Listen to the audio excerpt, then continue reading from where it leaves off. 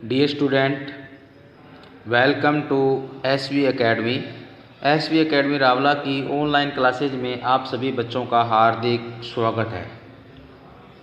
आज हम class 7 subject Hindi वसंत भाग 2 में लेसन नंबर 3 हिमालय की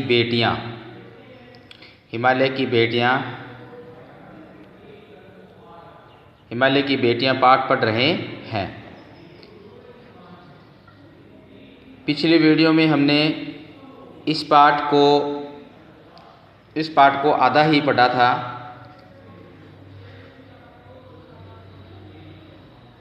कि हिमालय से बहुत सी नदियाँ निकलती हैं और वो नदियाँ एक धारा के रूप में निकलती है और समतल मैदानों में जाकर वो एक बड़ा भयानक रूप धारण कर लेती है, और हिमालय पर्वत के बारे में बताया था। आज हम उससे आगे ये यहाँ तक हमने कल इसको पढ़ लिया था। दामाद कहने में कुछ भी झिझक नहीं होती, यहाँ तक हमने कंप्लीट कर लिया था। आज इससे आगे हम पढ़ेंगे।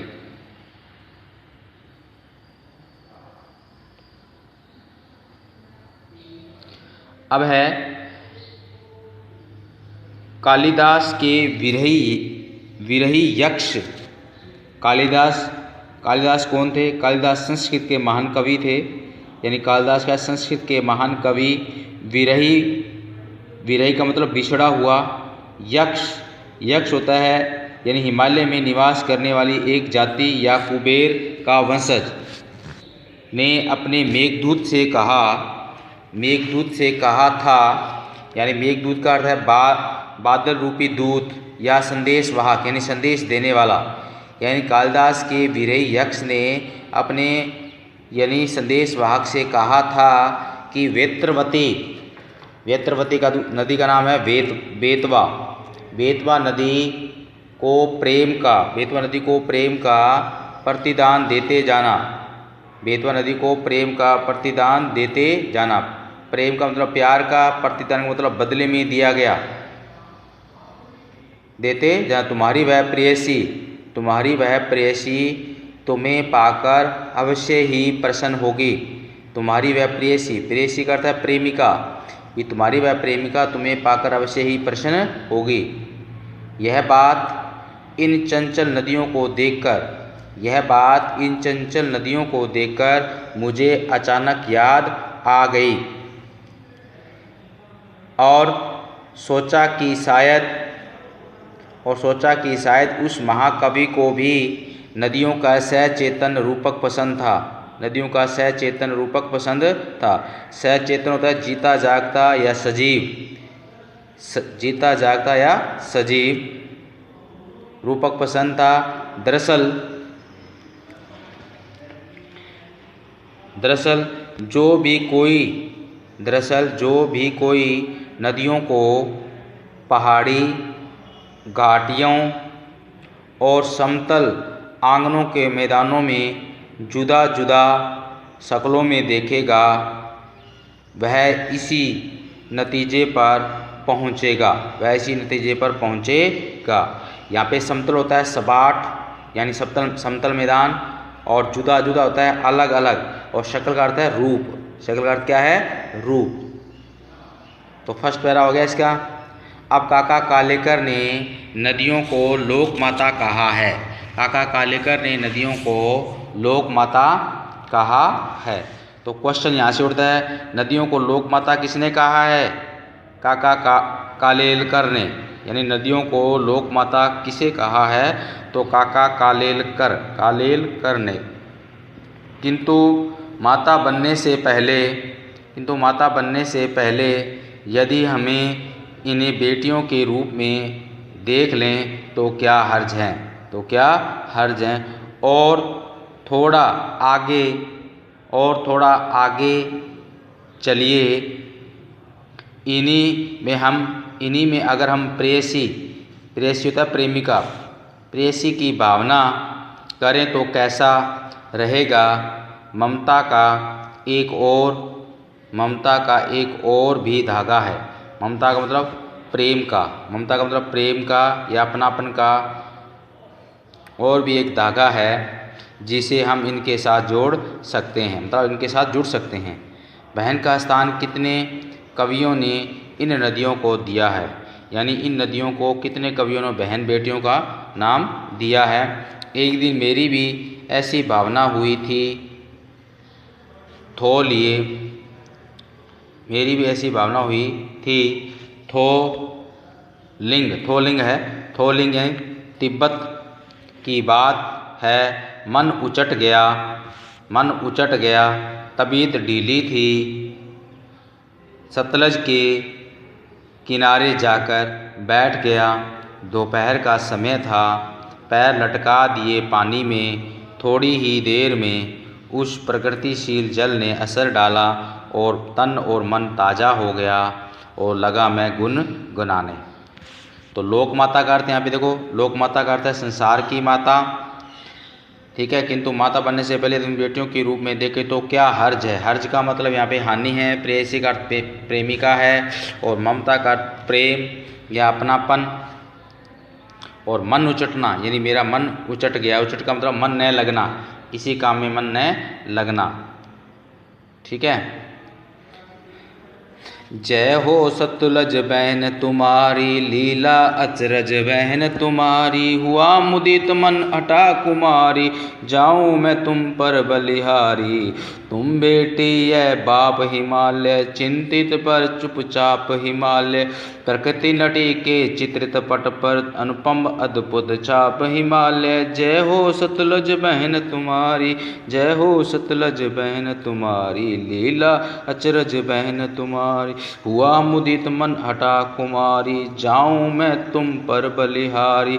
तुम बेटी है बाप हिमालय, चिंतित पर चुपचाप हिमालय। प्रकृति नदी के चित्रित पट पर, अनुपम छाप हिमालय। जय हो सतलज बहन तुम्हारी। तो ये था गुनगुना के आपको सुनाया है। तो यहाँ पे नटी होता है कलाकार, प्रकृति का मतलब प्रकृति, और मुदित का मतलब प्रसन्न, और पट का मतलब पर्दा, ठीक है।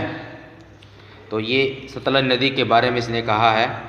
जय हो सतलज बहन तुम्हारी, यानी हे सतलज बहन तुम्हारी जय हो, तुम्हारी जो लीला है बहुत ही अचरज है। हुआ मुदित मन उठा, यानी मेरा जो मन आपको देखकर प्रसन्न हुआ और मेरे मन से कुमारी हट गई। जाऊँ मैं, यानी तुम के तुम्हारे रूप को देखकर मैं उस पर बलिहारी होना चाहती हूँ।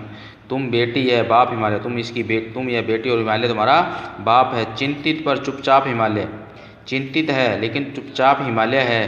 प्रकृति यानी प्रकृति के कलाकार, प्रकृति नटी के चित्रित पट पर, यानी प्रकृति के कलाकार के चित्रित पर्दे पर, अनुपम अद्भुत छाप हिमालय, यानी छाप हिमालय की जो छाप है वो अद्भुत है और अनोखी है। हे सतलज बहन तुम्हारी जय हो, हे सतलज बहन तुम्हारी जय हो। तो प्रिय बच्चों, ये था हिमालय की बेटियां नामक पाठ। आज हमने इसको पूरा कंप्लीट रीड कर लिया है। आज आपको इसके मैं शब्दार्थ करवाने जा रहा हूँ गृह कार्य के रूप में। सभी ने शब्दार्थ करने हैं, ओनली सिर्फ शब्दार्थ ही आज करने हैं। आप शब्दार्थ हैं गृह कार्य के रूप में आपको शब्दार्थ करने। हिमालय की बेटियों पाठ नंबर 3, उसके शब्दार्थ। गंभीर, स्थिर, जो चंचल न हो। गंभीर का मतलब स्थिर, जो चंचल न हो। सम्भ्रात, सभ्य या शिष्ट। कंधे पर, चोटियों पर। भावभंगी, भावों का स्वरूप। उल्लास, प्रसन्नता, कौतूहल, उत्सुकता या जानने की इच्छा। विस्मय, आश्चर्य, अचरज। बाल लीला, बच्चों का खेलकूद। विराट, महान, बहुत बड़ा। अतृप्त, संतुष्ट न होना। बदूर, बंधी हुई या गहरी। अधिकताएं, गुफाएं। सर्पसबज, हरी भरी। उपत्यकाएं, घाटियाँ। निकेतन, घर आवास। नटखट, शरारती। सिर धुनना, परेशान होना। सिवाय, अतिरिक्त, प्रवाहित, बहना। झिझक, संकोच। विरही, बिछड़ा हुआ। प्रेयसी, प्रेमिका। सचेतना, जीता जागता। सकल, रूप। लोक माता, संसार की माता। मन उचटना, मन न लगना। मुदित, प्रसन्न। नटी, कलाकार। पट, पर्दा और हर्ज, हानि। तो ये थे इसके शब्दार्थ। ये आपकी स्क्रीन पे सारे शब्दार्थ दिखाई दे रहे हैं।